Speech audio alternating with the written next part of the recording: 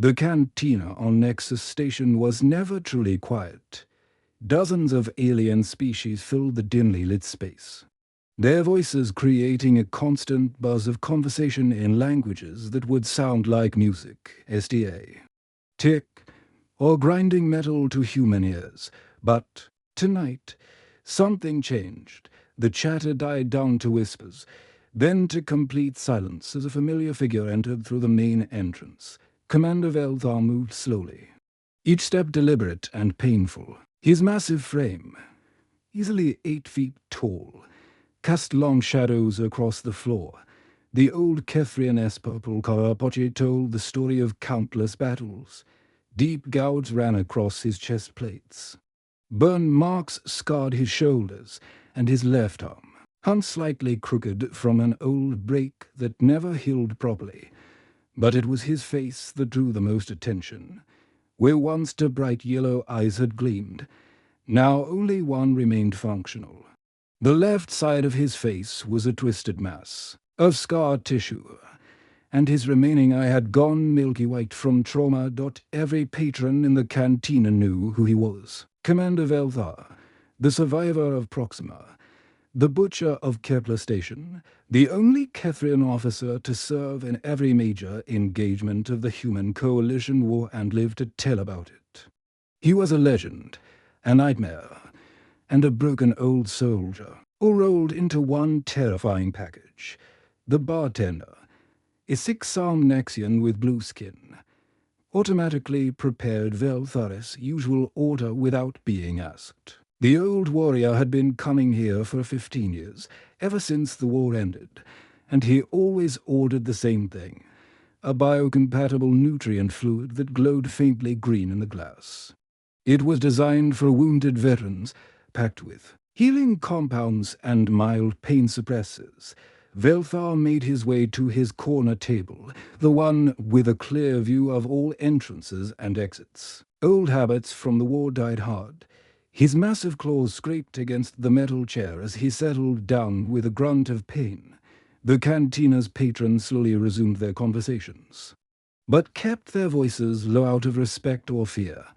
But 3 figures didn't look away. 3 young military cadets from the Galactic Defense Academy had been waiting for hours, nursing cheap drinks and gathering courage. They sat at a nearby table, whispering among themselves and stealing glances at the legendary commander. The first was Zixandra, a Zorathian whose crystalline skin caught the cantina's colored lights and threw rainbow patterns across the wall. Her species was known for their analytical minds and perfect memory. Every detail she saw would be recorded forever in her crystal matrix brain. She was the one who had suggested the approach the famous commander. Next to her sat Grafter, a young Malthan whose brown fur was perfectly groomed despite spending weeks in space. His species resembled what humans might call teddy bears, but they were fierce warriors when provoked. His large, dark eyes showed both curiosity and nervousness. As he watched Velthar drink, the third cadet was the tallest of the group. Silenti H was of X high, standing nearly 7 feet even while sitting down. His pale blue skin seemed to glow softly in the dim light, and his large black eyes never blinked. The Vex High were natural telepaths, but military training had taught him to keep his mental abilities tightly controlled around other species. For 20 minutes, they debated in hushed whispers. Finally, Zixandra made the decision for all of them. She stood up, her crystal skin shimmering softly like wind chimes, and walked over to Velthar's table. Her companions reluctantly followed. "Commander Velthar," she said, her voice high and musical. "We're cadets from the Academy. We were wondering if you might share some of your experiences with us." The old Kethrian didn't look up from his drink for a long moment.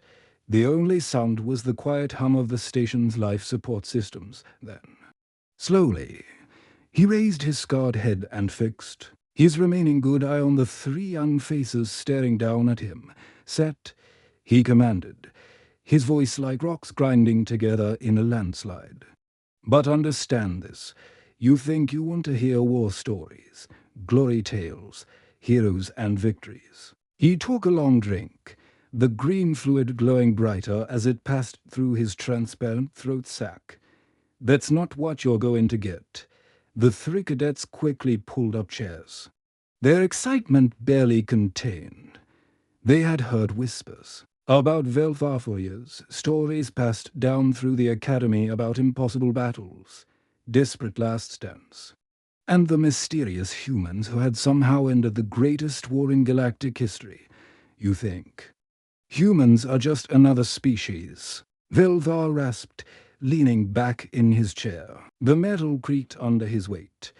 Maybe a little clever, maybe a little lucky. Just another member of the Galactic Coalition. His remaining eye moved from face to face, studying each young cadet. You're wrong. Dead wrong. He gestured for the bartender to bring another round, then settled into his chair like an old predator getting comfortable before a hunt. First time I saw humans fight was 47 years ago. At the Battle of Proxima Station, I was young then, eager for glory, serving as tactical officer aboard the dreadnought * Eternal Glory *. Grufter S. ears perked up. He had studied that battle in military history class. That was a major coalition victory, wasn't it, on paper? Velthar nodded grimly. We had cornered a small human escort vessel in the asteroid field round Proxima Centauri. The Defiant Dawn *. They called it. Tiny thing, maybe 200 meters long, held together with spare parts and stubbornness. Damaged from 3 previous engagements, outgunned by a factor of 50 to 1. Crew of maybe 50 souls against our crew of over 1,000. The old commander's claw traced patterns on the table surface, leaving shallow scratches in the metal. Our captain was confident. Why wouldn't he be? We had them completely surrounded. Their weapon systems were failing. Their shields were down to nothing. Standard protocol was to demand surrender. Take prisoners and move on to the next target. Zixandra leaned forward, her crystal skin flickering with anticipation. They surrendered, of course, faced with such overwhelming odds. Velthar's remaining eye fixed on her, and for a moment she felt like a small prey animal being studied by a massive predator. The human captain was a female named Hanakim, young, maybe 30 standard years old. When we hailed them for surrender, she appeared on our main screen. He paused, taking another drink. The green fluid seemed to glow brighter, and his scarred features softened slightly with what might have been remembered respect. She looked directly into our cameras, directly at our captain. And she said just one thing: tell our children we held the line. Then she cut the transmission. Cylinder's large black eyes widened. What happened next? What happened next changed everything I thought I knew about warfare. Velthar said quietly, that tiny escort ship, damaged and dying, turned directly toward us, toward the Eternal Glory *, a dreadnought that outmassed them by 1,000 to 1. They rammed us. The 3 cadets sat in stunned silence. This wasn't the heroic space battle they had expected to hear about. But surely, Grufter stammered, surely they didn't cause any real damage. I mean, a small ship against a dreadnought. Velthar's scarred face twisted into what might have been a smile.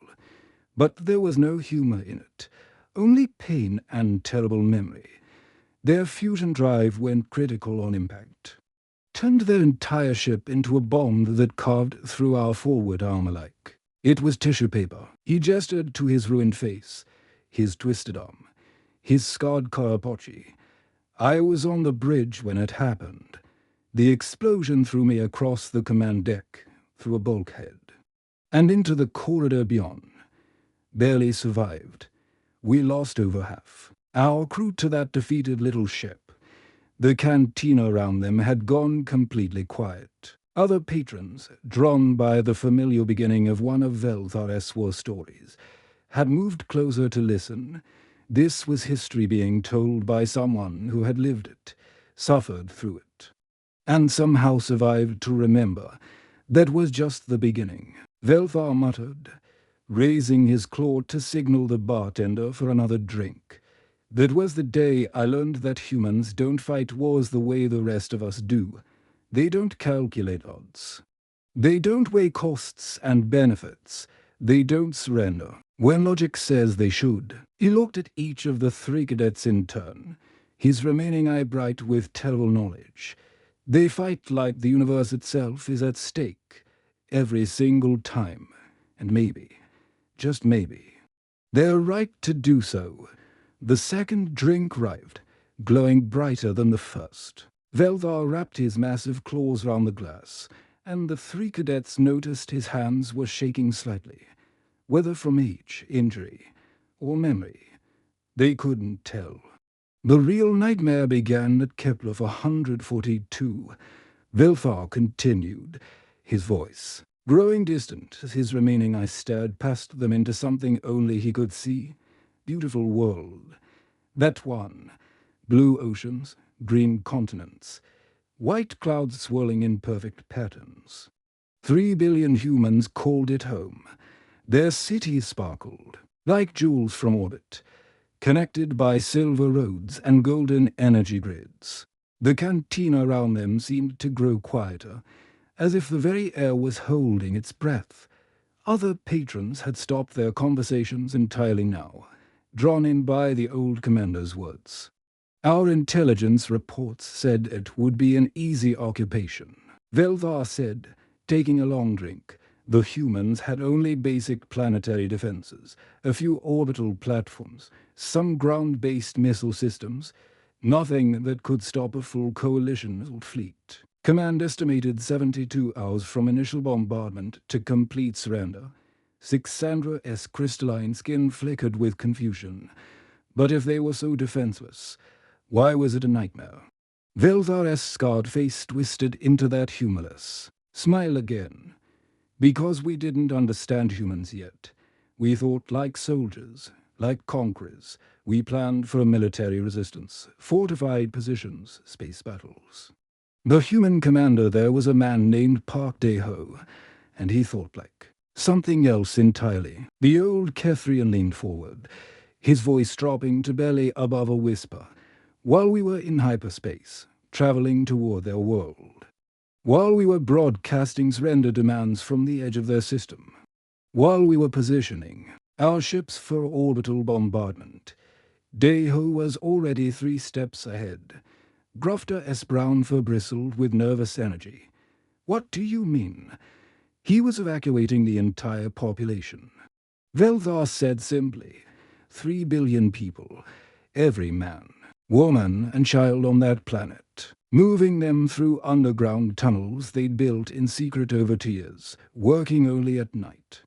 Moving civilians to hidden ships buried in asteroid fields and concealed in gas-giant atmospheres.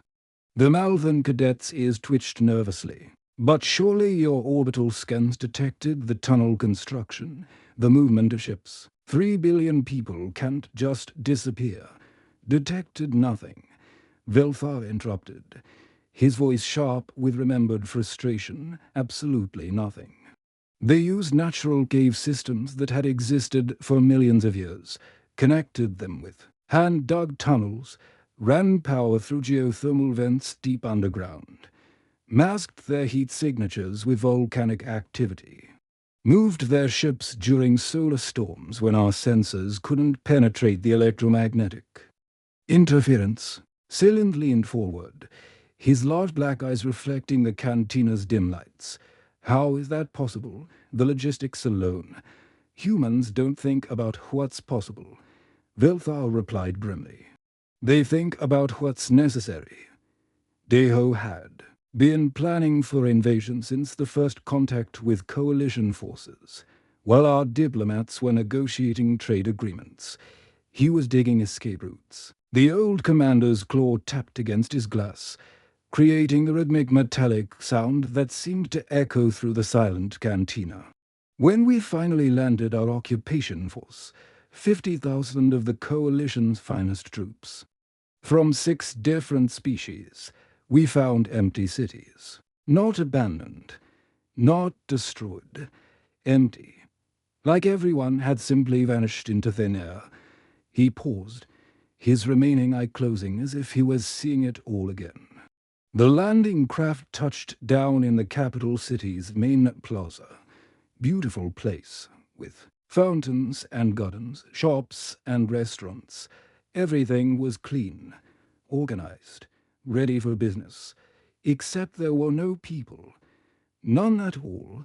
Grufter's voice was barely audible. Where had they gone? Underground, Velthar said.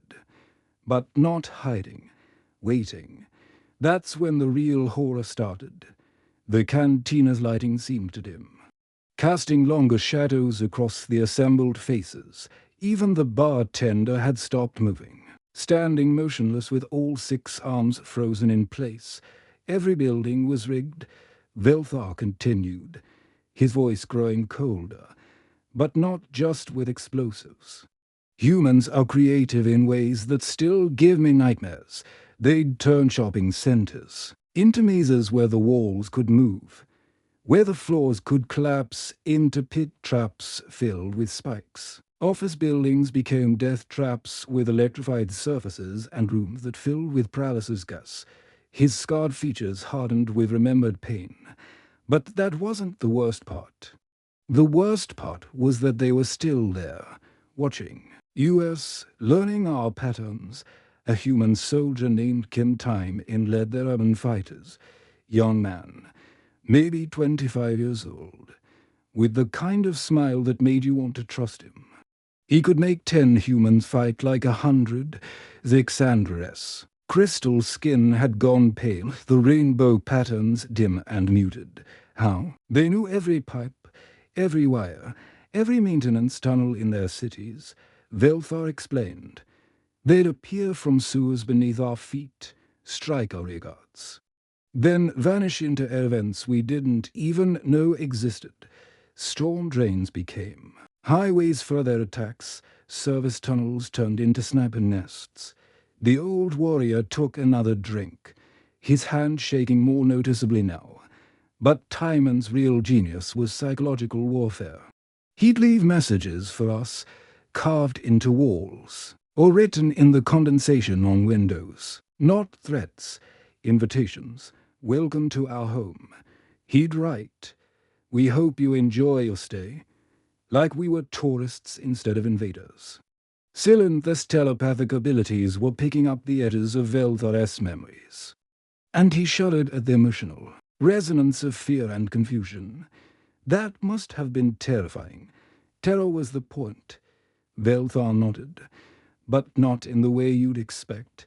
They weren't trying to scare us into retreating. They were trying to make us angry, make us careless, make us forget our training and start making mistakes. The old commander's voice dropped to a whisper that somehow carried to every corner of the Nausal. Empty cantina.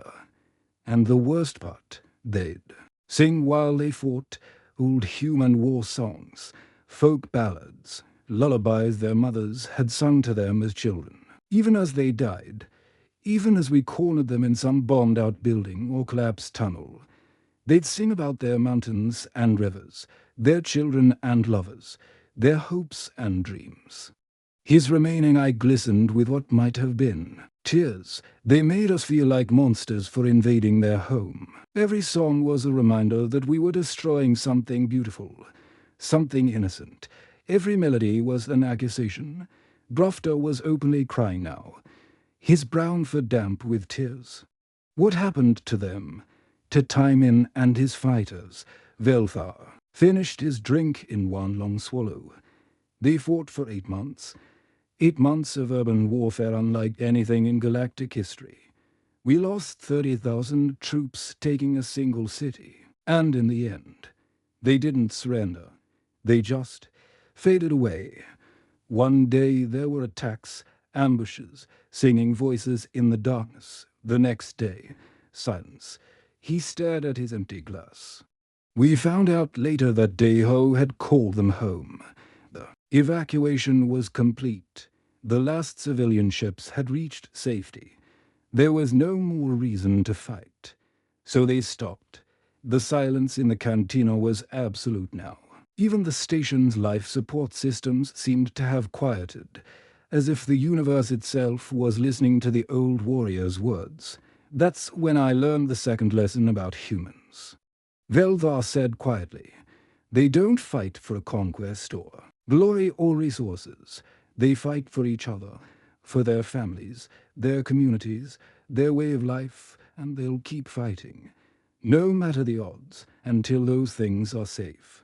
He looked up at the three young cadets, his scarred face grave. "We thought we were fighting soldiers. We were actually fighting parents, protecting their children. And there's nothing more dangerous in the universe than that." The third drink sat and touched on the table as Velthar stared at it, his massive frame trembling slightly. The cantina had filled with more patrons during his story, but nobody made a sound. Word had spread through Nexus Station that the old commander was telling war stories again, and beings from dozens of species had quietly gathered to listen. But the worst day, Velthar's voice broke slightly, like an old engine trying to start in cold weather. He composed himself, drawing in a deep breath that made his scarred Karapochi creak. The worst day was during the siege of Earth itself. The three cadets leaned closer, their earlier excitement replaced by a growing sense of dread. They had asked for war stories, but this felt different. This felt like watching someone bleed. By then, I had been promoted to ground commander. Velthar continued, his remaining eye distant. 3 years of fighting humans had taught us painful lessons. We knew their tricks, their tactics, their ability to turn anything into a weapon. We thought we were ready for their homeworld. He lifted his drink, but didn't sip it. Just held it like an anchor to the present moment. The orbital battle lasted 6 days. Their space defenses were impressive. Platforms that could punch holes through dreadnought armor. Fighter craft that moved like angry wasps. Orbital mines that turned our own ships into weapons against us. But we had numbers, and eventually, numbers won. Silenthes' large black eyes reflected the cantina's lights as he absorbed the old warrior's memories. You broke through. We broke through. Velvar nodded grimly. I was part of the final assault. Force, 200,000 coalition troops from 12 different species. We'd studied Earth for months, picked our landing zones carefully. Industrial centers, military bases. Government complexes. We avoided civilian areas whenever possible. His claw traced patterns on the table's surface, leaving fresh scratches alongside the old ones. The first landings went exactly as planned. We captured the primary spaceports, secured the communication hubs, established forward bases. Human military forces were in full retreat. Their government had evacuated to underground bunkers or off-world colonies. Professional soldiers know when they're beaten. Grofter's ears twitched nervously. But civilians aren't professional soldiers. Veldar said quietly. They don't follow military logic or strategic thinking. They follow their hearts, and human hearts are complicated. He finally took a sip of his drink, and the green liquid seemed to calm his shaking hands slightly. My unit was assigned to secure the educational district of what they called Seoul. Beautiful city, full of parks and schools and libraries. We expected token resistance, maybe some scattered military units using the buildings for cover. The old commander's voice dropped to barely above a whisper. Instead, we encountered their children. A collective intake of breath rippled through the cantina. Several patrons had moved closer, forming a loose circle round Velthar's table. An Axian bartender had stopped serving drinks entirely, his 6 arms frozen in mid-motion.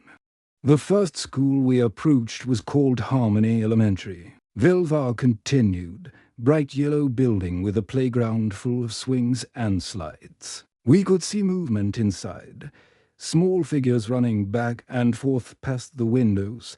Our scanners detected maybe 40 life signs, all children. Zixandra's crystalline skin had gone completely colorless. Where were the adults? Dead. Velfar said simply. The adult defenders had made their last stand at the district's main entrance, buying time for the children to retreat deeper into the school complex. But the children, they didn't retreat far enough. His remaining eye closed. As he remembered, a girl named Lee So-yeon met us at the front entrance. Couldn't have been more than 12 years old. Wearing a school uniform with a small backpack, she spoke perfect coalition standard. Very polite, very formal, the old warrior's voice took on a different tone, softer, as if he was hearing the child's words again. Honored visitors, she said, we regret that we cannot welcome you to our school today. Please find another route to your destination. Like she was giving directions to lost tourists. Rufter was crying openly now, his brow furrowed damp with tears. What did you do? We tried to negotiate. Velfar said firmly. My species may be warriors, but we're not monsters. I told her we only needed to pass through.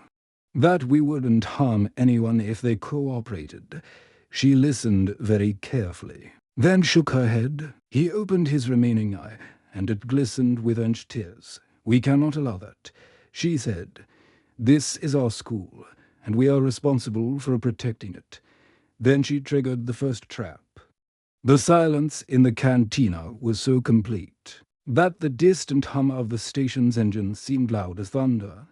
They had turned their science laboratories into bomb factories, Velfar continued, his voice steady but hollow. Chemistry experiments became explosive devices, physics demonstrations became projectile weapons. Their 3D printers, the ones they used to make toys and school supplies, had been churning out ammunition for weeks. Cylinth's telepathic abilities were picking up waves of guilt and anguish from the old. Commander's mind. How did children know? How to do such things? Humans teach their young to think, to question, to solve problems, Velfar replied. In peacetime, those skills create scientists and engineers. In wartime, they create something else entirely. His claw scraped against the table again, the sound harsh in the quiet cantina. So-yeon had coordinated everything, even their cleaning. Robots had been reprogrammed, turned into mobile mines that would roll up to our troops and explode. Their lunch ladies had been cooking something other than food in the cafeteria kitchens. The Zorathian's voice was barely audible. Surely you didn't fight them. Surely you found another way. We tried, Velfar said, and his voice carried the weight of 40 years of guilt. But they wouldn't let us. Every time we tried to withdraw, to find another route, they'd attack. A boy named Park Min-ho, maybe 10 years old, detonated an entire cafeteria full of explosives rather than let us pass through their playground. He lifted his drink with both claws, his hands shaking so badly that the green liquid sloshed over the rim. The last thing he did was record a message for his parents, said he was sorry he couldn't come home for dinner, but that he had to protect the school. Then he smiled and pressed the button. The cantina had gone completely silent round them. Even the station's background noise seemed muted, as if the universe itself was holding its breath. That's when their medics arrived. Velfar continued, his voice hollow, to women, Lee Yoon-ji and Kim Soo-bin, wearing Red Cross symbols on white uniforms.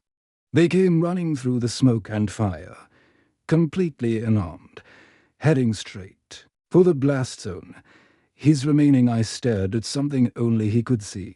They found 3 of my soldiers who had been caught in Minho's explosion, badly injured, probably dying.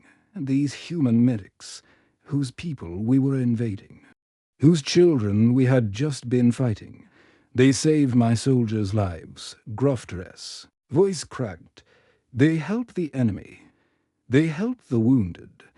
Velthar corrected. Yunji was a pediatric surgeon. Subin was an emergency room doctor. They worked on my troops with the same care they would have given their own people. Applied pressure to bleeding wounds, injected pain medication, called for evacuation transports. He took a shuddering breath, and then, when their medical duty was done, when my soldiers were stable and safe, they picked up weapons from the rubble and started shooting at us. Double quotes. The old commander's voice dropped to a whisper that somehow carried to every corner of the silent cantina. How do you fight an enemy that saves your life, then tries to kill you, then saves you again? How do you make sense of beings who will die to protect their schools but risk their lives to save their enemies? Velthar finished his drink in one long swallow, then set the empty glass down with a soft clink that sounded like a gunshot in the silence. That was the day I realized we weren't fighting a war.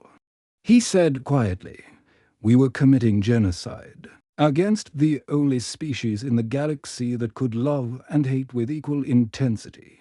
And somehow, incredibly, they were still trying to save us from ourselves. The fourth drink arrived. This one glowing brighter than all the others. Velthar wrapped his claws round it, but didn't lift it to his mouth. His hands were shaking so badly now that the liquid created tiny waves, casting dancing green patterns. On the table's surface, the cantina had filled beyond capacity. Beings were standing 3 deep around their table, and more were pressing against the windows from the corridor outside. Velthar's voice became barely audible, forcing everyone to lean forward to hear. The end came not with a bang, but with a song. He gestured weakly to the bartender for yet another drink.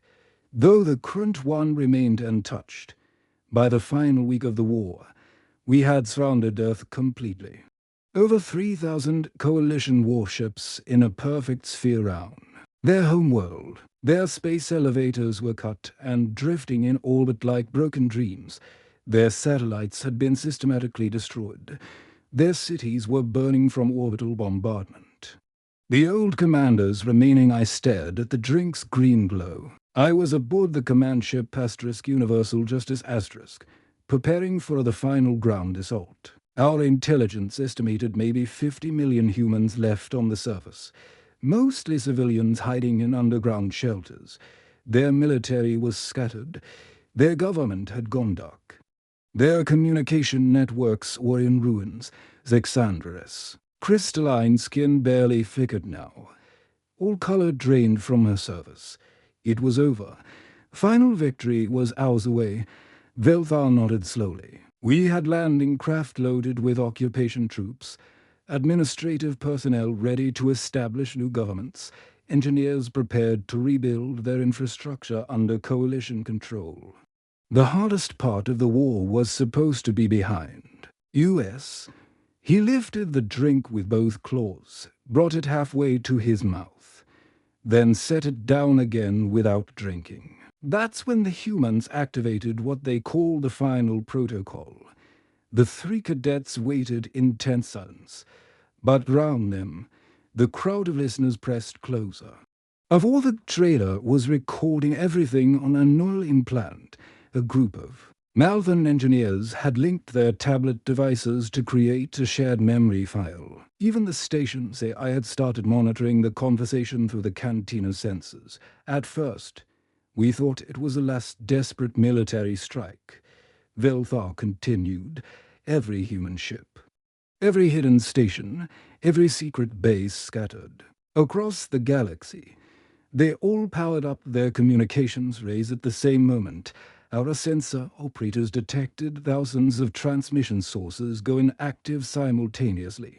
His scarred face twisted with remembered confusion. But they weren't broadcasting military communications or coordinating attacks. They were transmitting culture. Still in this large black eyes reflected the cantina's lights like dark mirrors. Culture, music first. Vilthar's voice cracked slightly. A woman named Songira, broadcasting from somewhere in the ruins of their capital city.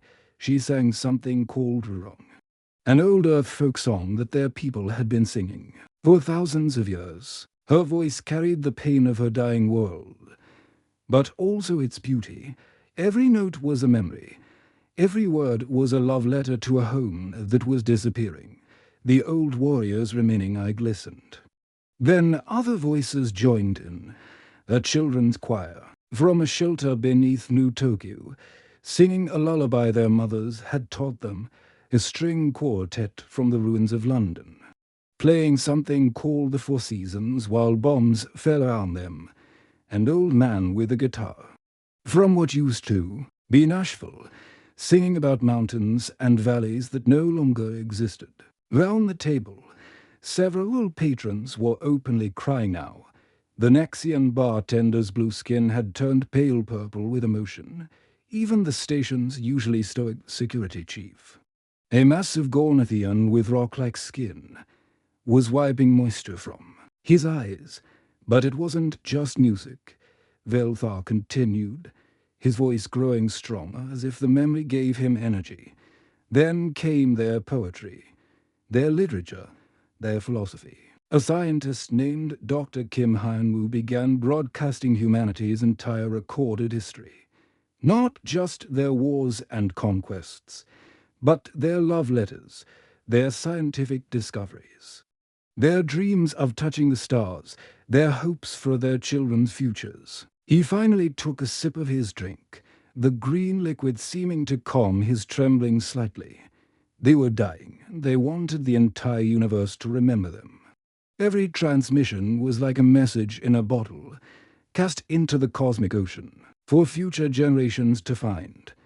The Malthan cadet was openly weeping now, his brown fur damp with tears that caught the cantina's colored lights. How long did this go on? For 3 days, Velthar replied.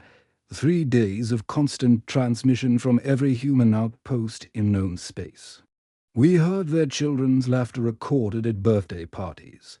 We listened to wedding vows, spoken in languages we'd never encountered.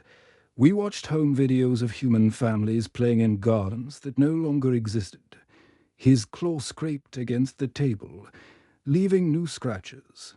Our communications specialists tried to jam the signals, but humans had been preparing for this moment for years. They had backup transmitters hidden in asteroids, relay stations disguised as space debris, quantum entanglement communicators that couldn't be blocked or traced. Velthar's voice dropped to barely a whisper. But the worst part, the thing that broke us completely, was what came next. A young engineer named Park Ji-hai, broadcasting from somewhere near Earth's sun, had jury-rigged their solar collection satellites into something else entirely, the cantinas. Silence was so complete that the distant vibration of passing ships could be felt through the station's hull. She was going to collapse their own sun, Velthar said, his words falling like stones into still water, turn it into a nova that would destroy their entire system. They weren't just willing to die free. They were going to take their star with them rather than live under occupation. Grufter's voice was barely audible. They would have killed themselves, all of them. Velthar nodded grimly.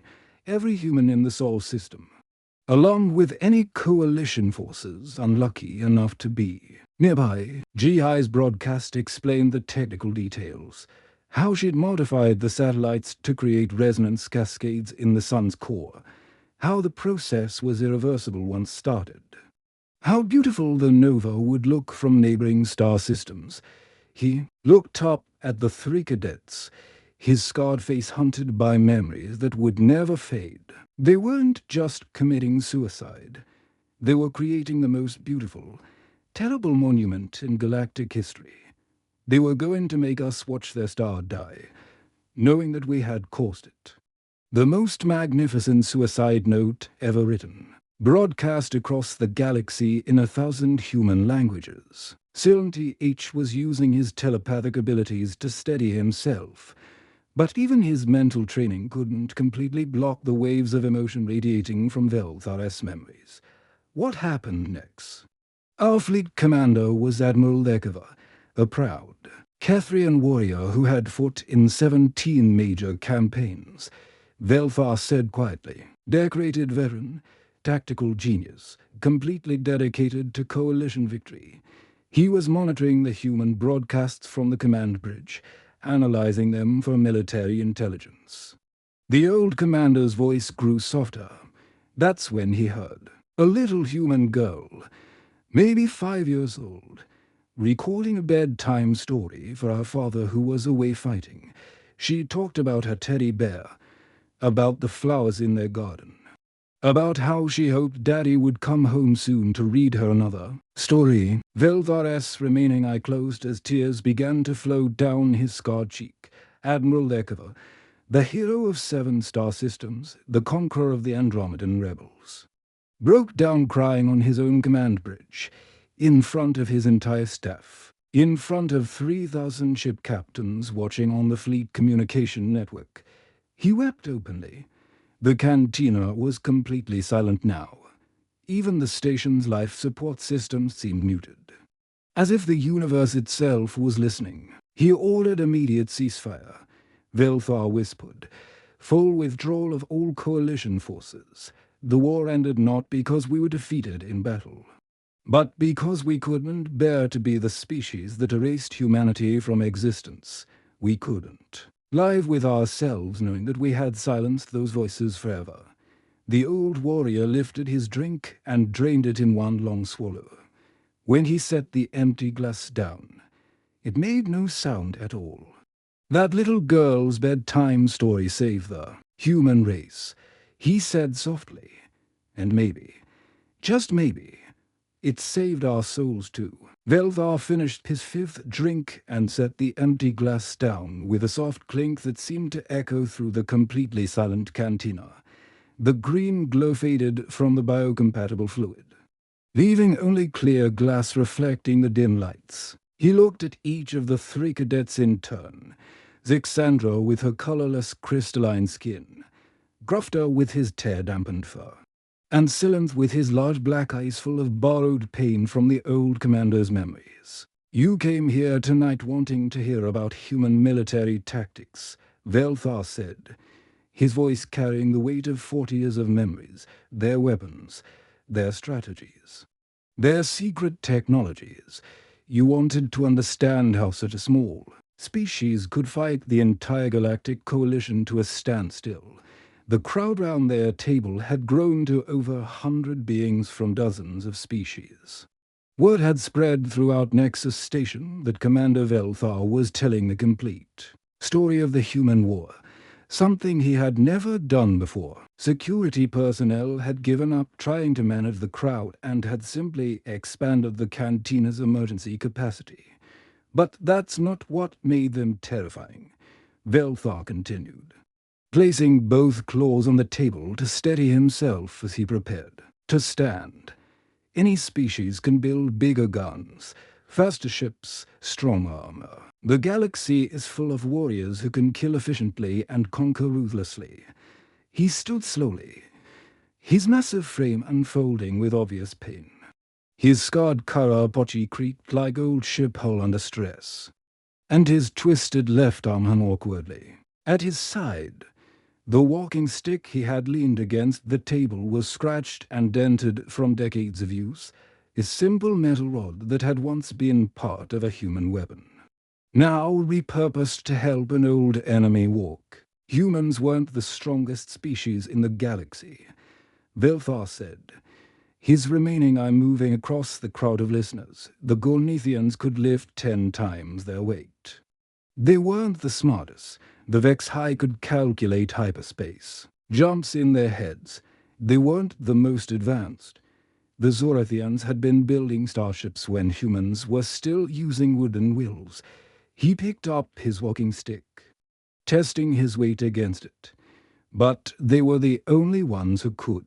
love and hate with equal intensity. They could forgive their worst enemies and die for complete strangers in the same breath. That's what made them impossible to defeat.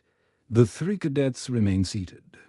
But their attention was absolute round them.